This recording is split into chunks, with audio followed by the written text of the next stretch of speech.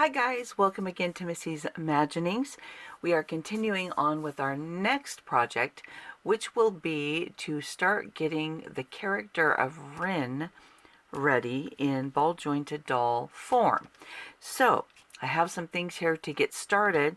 The first thing I was going to mention is I'm working with magnets because I want my horns and my tail to be able to magnetically clip to the doll rather than permanently adhering magnets to the resin. So in starting with my magnets, I have these little tiny small magnets, and what I'm doing first, just to make sure that I don't have any mistakes later, is to indicate on the magnets which side will be facing out. So I have a Posca marker because they can mark on like everything, and I took my magnets, and if you have the magnets so that the polarity is not matched, they repel one another.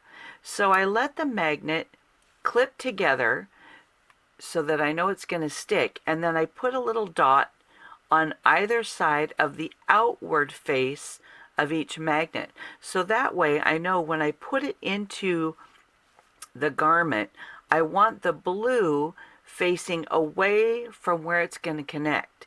So the blue dot will be facing out, and then the insides is what will connect. So I have my set for one of the horns here ready to go. Then I'll get another set, and by just letting them click to one another naturally, then I know those are the two sides that need to go together. So then I will just put a dot on the outsides. So it's just a way, oh no, I don't want blue on my thing. Okay. But it's just a way to make sure that when you put your magnets in, because, oh, here's a good example. Let's see if it's the wonders of magnets. Like, these won't go together. They're repelling. I can't push them together.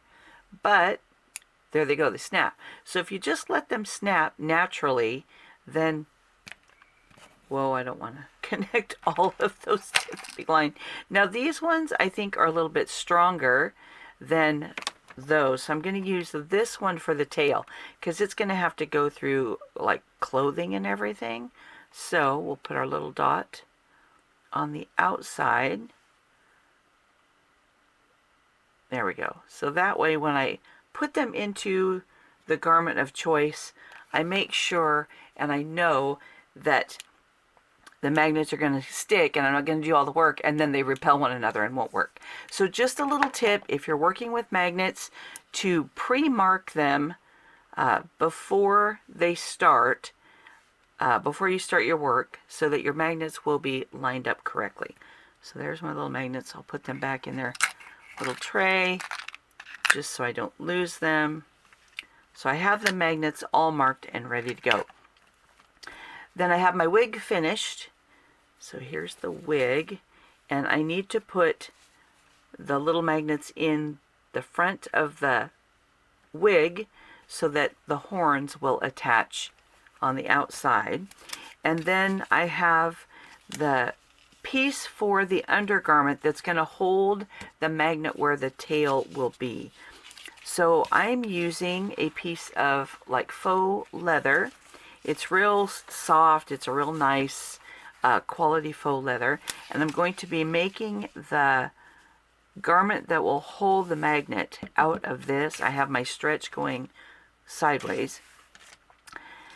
Then I have just some leftover like creamy colored Velcro pieces that I'm going to use, because on this it's designed so that when you put it together, you can use it for any model of doll, and then you just put the Velcro so that you can tighten it depending on the size of your doll, because some dolls obviously are larger around than others. So I will get this cut out. I'm going to need 3 circles, one for here to hold the magnet into the back of that garment. Then I need 2 that will be sewn onto the wig to hold the magnets in the wig. Also, just a little side note, this little piece of like cardstock paper. You can see I did my little test. I love to use this size of a little card for if I'm gluing something and I need to lay down my stir stick, or if I'm painting and I need to lay down my paintbrush, but I don't want to get out a whole palette. And these are just the little cardboard inserts that come in fat quarters. So they make wonderful stiff templates if you're going to make pattern pieces, or if you just need something to catch your brush. And because it's a little bit thicker, if you have a wet brush, it's not going to soak through as fast as it would on paper. So just a little tip there, save those little fat quarter inserts. Also, I'm working on some freezer paper today, because we are going to be working with Worbla to not only get these garments ready, get the magnets in, but then also to start working on the tail and the horns. So first I will trace this, get this cut out. We will sew that into place. I will cut out 2 circles and sew that into place so we can insert our magnets. Here is our piece with the Velcro all sewn in, the darts finished, the Velcro here. So this will fold around and this will fold around to fit on the doll. Then I also have the small patch here, and then I have my magnet.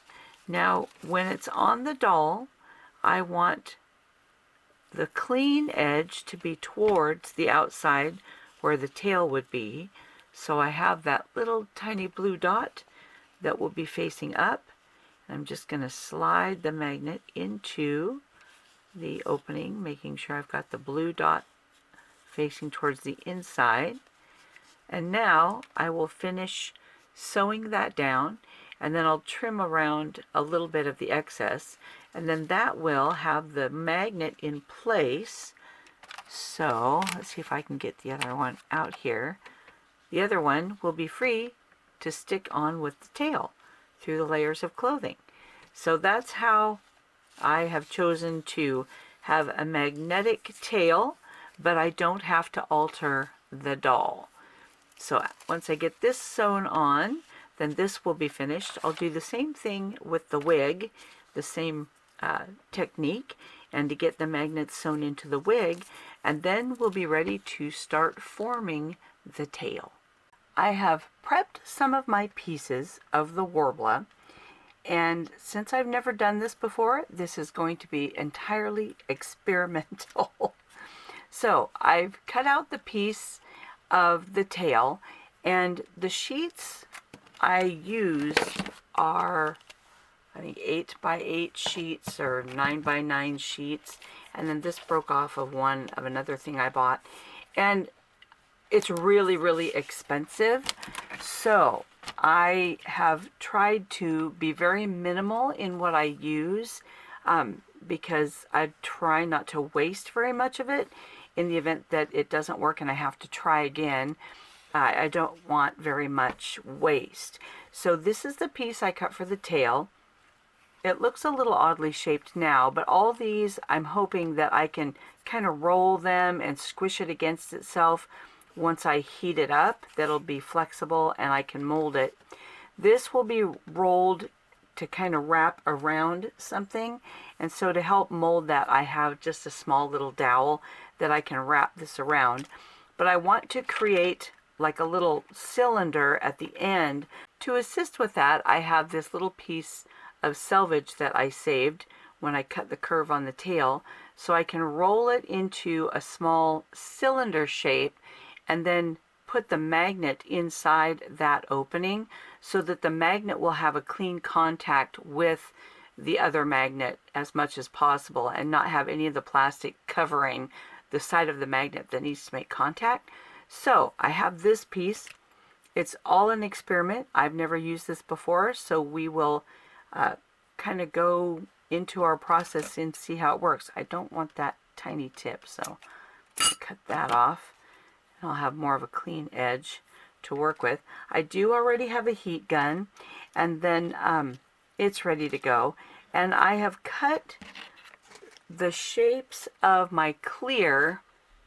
I don't know how well they'll show. There we go. We'll get the glare on them so you can kind of see where it is.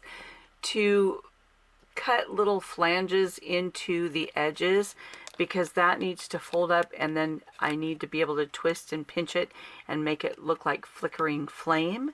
And so I have the clear for the flame that will be on the sword, and then it will basically be a sheath on the sword that can be removed. So I'm going to heat it up and fold it around the sword so that the flames will flicker up on the sword, but then you can take it off if you're not using it.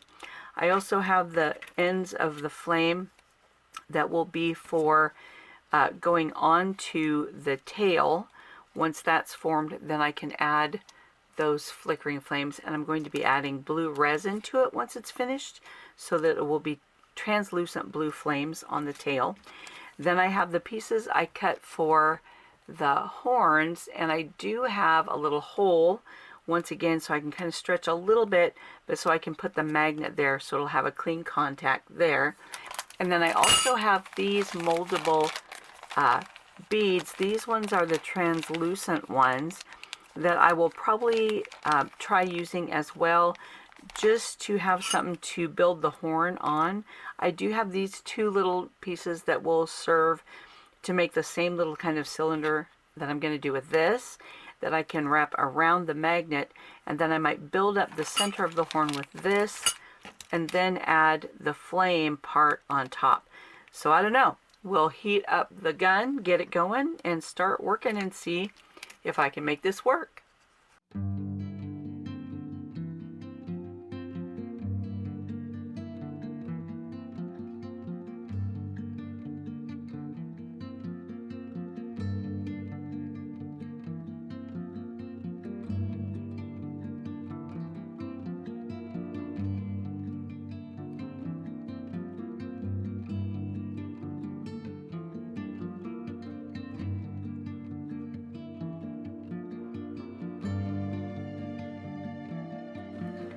I tried using a little bit of this to go around the edge, but I found that I really didn't need to use it after all. I think this is going to form around it just fine.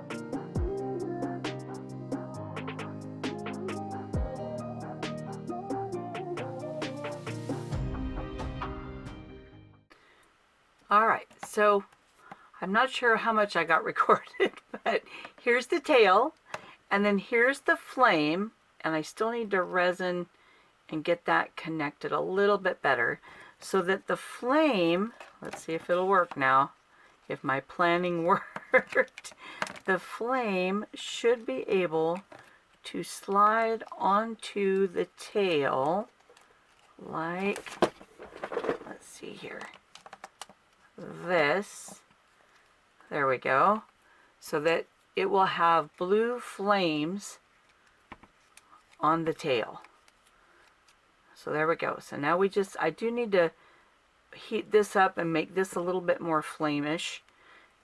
And then on this side, let's see, there we go. Okay, there we go. So that's what the flame part will look like. And now I need to add the blue of the resin, and I might add a couple more little flames in here and attach them. So yeah, I think that's gonna work okay. I think it'll work. And it is detachable. So that was my goal, and I think I'm happy with that. So now let's get some blue resin and make it blue.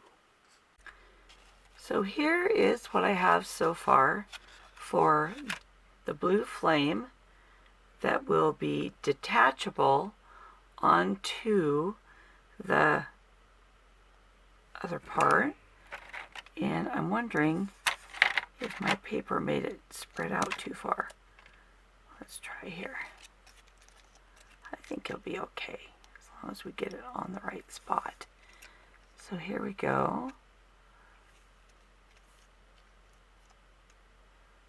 That will be the flames on the end of the tail.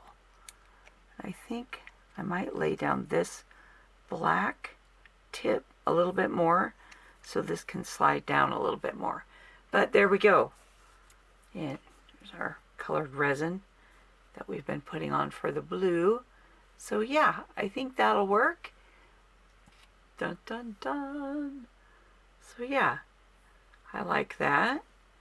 And I'll go ahead and let's see. Parts of this. Oh, I don't want to get tons of fingerprints on it.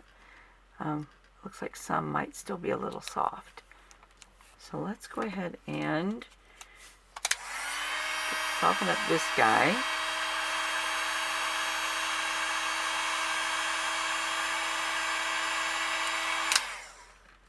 There we go, and move him down a little bit more. There we go. Just so it's not sticking up quite so much. Don't stick together there. There we go. Move that down a little bit. There. Then I'll let that cool and harden so my flames can slide down a little bit more. Okay, so I have the tail done, and yeah, oh, I need to put the actual battery. I keep saying battery, but these aren't batteries, they're just magnets. Because I need to actually put in the correct magnet that's going to go in here, not this one. So I'll fiddle with that off camera, but at least we got the tail done. We got the first set of flames done. So now I just have to do the same thing for the flames for the sword. So this will go on the sword, and it'll be able to go in like a sheath, and then the flames will come out, and we'll put blue on that. And then I have the little horns to do, and I did end up using the wire inside because the warbly gets really soft and flippy floppy. It needs something stiffer that it can adhere to give it the form and the shape and help it hold while it cools. So I had some of that wire, and that worked really well to give it the shape that I want so his tail can be put on and hold its shape. So yeah, so there's how I used Worbla to do these things, and we'll come take a look when I get all the pieces finished. Here are the finished pieces. So we have the tail with the magnet inserted, and then we have the two horns that I just need to glue the magnets in the bottom part. So there's the two flaming horns. Then we have the part of the tail that will be flames, where this will simply lay onto that and scoot down to go onto the tail. And I may warm this up and squeeze it a little bit because it's kind of coming loose. So I might do that, or spread the tail a little bit more so it'll stay on there. So that might need a little bit of a pinch. Then we have the flame for the sword. So let's see. And then the sword was a keychain, so I took the keychain off and added the tassel. And let's see, we can put our sword into the flame. Hopefully it'll go in. There we go. So there we have a flaming sword. So all in all, I am happy with how these turned out. I do like the effect. It's a little sticky, and so I may go ahead and put them, I have a different kind of UV light to cure them. I have been using the flashlight so that I could quickly get everything to set when I was adding the blue, just to minimize the stickiness. But I'll probably go ahead and put them in the cure lamp for a little bit to finish curing those. But I do like how they turned out. It was a fun experiment, so if you're in the mood to try some Warbler plastic, you just need some creativity and a heat gun, and be careful not to burn your fingers. So yeah, be very careful about that. And since the uniform for Rin will just be a button-up shirt, a jacket, a tie, and a pair of pants, we've done all those on the channel, so I probably won't do those as a video, but we'll just do this part so that you could just see how I kind of experimented to get the tail and then the flames that he'll need, but the flames can be detachable, so that was my goal. So thanks for coming along, and I'll see you next time. Bye!